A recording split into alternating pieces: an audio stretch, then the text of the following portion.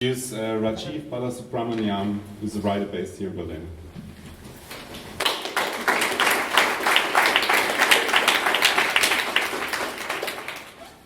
Hi, so I'm a novelist. Good evening. I'm a novelist, and I grew up right in the center of fascist Britain in the 70s and in the 80s. Well, I'm not that old, in the 80s mostly. And it was a very intense and very difficult time. The abuse was daily. You couldn't really walk down the street.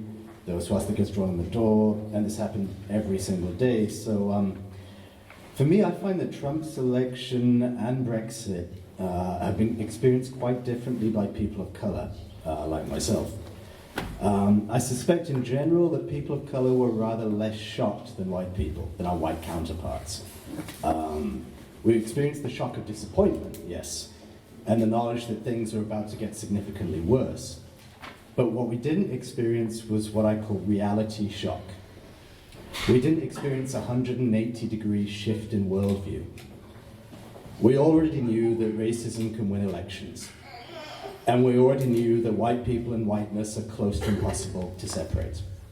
And we already knew that racism is among the central organizing principles behind Western civilization, just as we knew that Muslims didn't invent terrorism. It's not to say that Trump's not unusual. He is unusual as a political phenomenon, and that he's almost entirely lacking political expertise, and he doesn't speak the language of political diplomacy. And he's openly racist.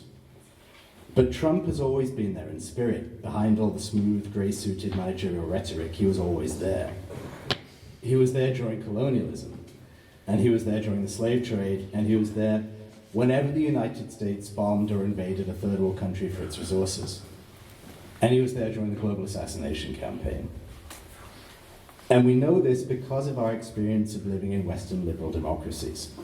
That day-to-day experience of racist violence and verbal abuse and discrimination and stop searches and profiling at airports.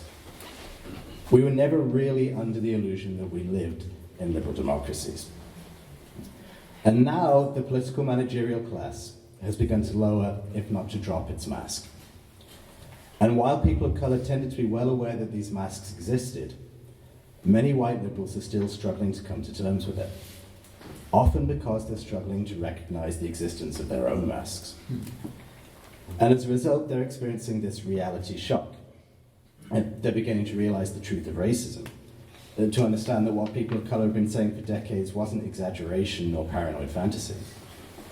And of course, many continue to deny it, and so we've got a lot of rhetoric right now about PC authoritarianism, the authoritarian progressiveness, some of which isn't entirely baseless, but it's usually with the intention of attempting to screw the mask back on, often quite violently.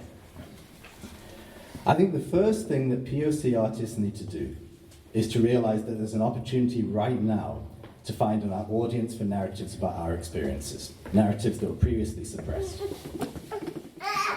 And that this opportunity might not come again for some time. So we have to make use of it. And we also have to protect our voices. I think, I may be misquoting him, but I think Jonathan Franzen recently said something in an interview like, racism is really in right now, or race is really in right now. And I know exactly what he's talking about. What he's saying is, probably doesn't know he's saying this, but what he's saying is that if we don't tell our stories, he'll do it for us.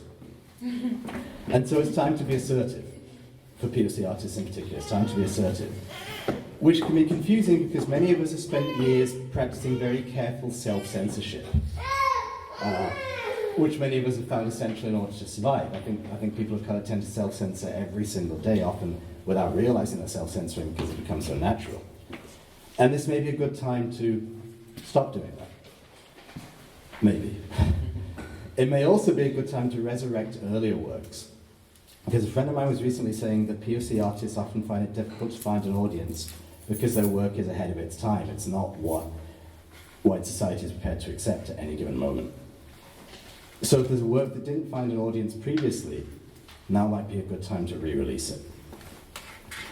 I think the second thing that we need to do is to resist getting caught up in the hysteria and resist pointless debate. There's meaningful debate, there's important debate, and there's pointless debate, which is often on social media. I agree social media has its uses, but often on social media, and we have to resist expending unnecessary emotion or energy. We know that this is not a single battle. We know it'll go on, that we can't just chop off Darth Vader's head and return to La La Land. Or as Blair was saying in the New York Times a couple of days ago, return to the progressive centre, which is ridiculous because white supremacy won't end by going back to the Bush and Blair years, and there's all this sort of Bush-Blair revisionism at the moment. You know, there's people who kill 100,000 people between them, and people saying that we should go back to that. And white supremacy won't end if we impeach Trump, and it won't end if we elect Hillary or anyone else. White supremacy's been around a long time, and it won't vanish overnight. But people of colour have been learning how to survive inside of it for a long time. And I believe that this is where our real strengths as artists lie. I think it has something to do with the difference between faith and hope. In order to live with the world as it's been for the last 200 years or so, people of colour have realised they can't rely on hope, on the belief that things can only get better, which was Blair's slogan when he came to it. We know that things can get worse, or that they can stay the same for a devastatingly long time. And when they do, it's faith that enables us to survive. Faith is an acceptance of things, of the way things are right now. It's an acceptance that this is our reality, for better or for worse, and that on some fundamental level, everything is still okay.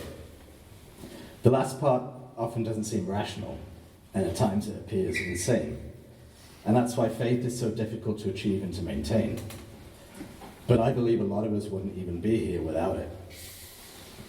This doesn't mean we aren't trying to affect change, whether incremental or revolutionary. And it doesn't mean that we can't have hope too.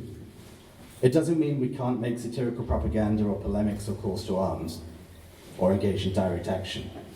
However, if our art is grounded in even a relatively small measure of faith, this might help us to avoid an unhelpful didacticism. Because I don't believe that it's adding that much to the world to continually say that Trump is bad. Those who know it, those who don't know it, it's going to take more than that.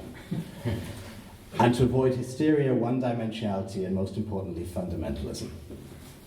And I hope everyone knows what I mean by fundamentalism in the context of the resistance. It's those often despairing voices that are acting more out of emotional depletion than considered response, more out of fear than a sense of inner security, and more out of a desire for revenge or punishment than for constructive transformation. Art that comes from this place isn't necessarily bad or useless, but it isn't a direction I'm encouraging myself to move towards. To me, an art based on faith is one that draws on our core values, one that can transcend the current political moment, as well as informing it and possibly even transforming it.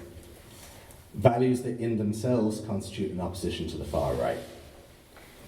And these values are the ones that you'd expect: empathy, love, kindness, intimacy, honesty, vulnerability, and compassion. Faith is our ability to practice these values while things are at their darkest. And even if we're not doing such a good job of this in our actual lives, we can still do it in our work. George Saunders had a piece in The Guardian a few days ago in which he said, "The interesting thing in my experience is that the result of this laborious and slightly obsessive process is a story that's better than I am in real life. Funnier, kinder, less full of crap, more empathetic, with a clearer sense of virtue, both wiser and more entertaining. And what a pleasure that is, to be on the page, less of a dope than usual." Having said this, I think that in times of greater difficulty, we have to look after both versions of ourselves. The version that does the living and the version that does the making.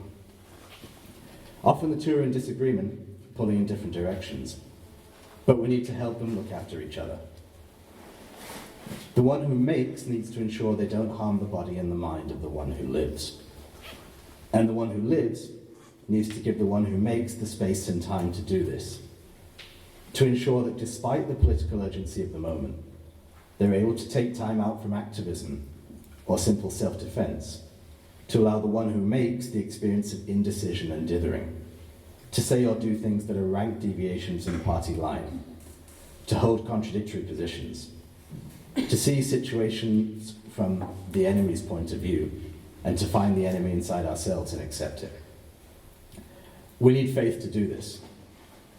We need faith to look after our minds and bodies, and we need faith to prevent ourselves from rushing off the edge of a cliff in our desperation to escape or change the present moment.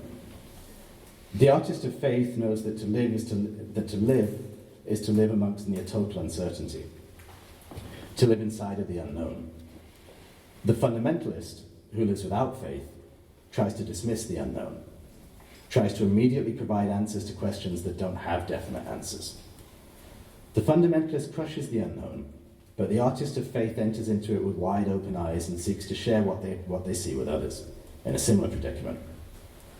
I don't have a solution to the times we're living in, but the advice I'm giving to myself is to cultivate faith, avoid fundamentalism, look after the self that lives and the self that makes, and protect what we've made, including protecting that space of uncertainty and fragility that enables us to make art in the first place.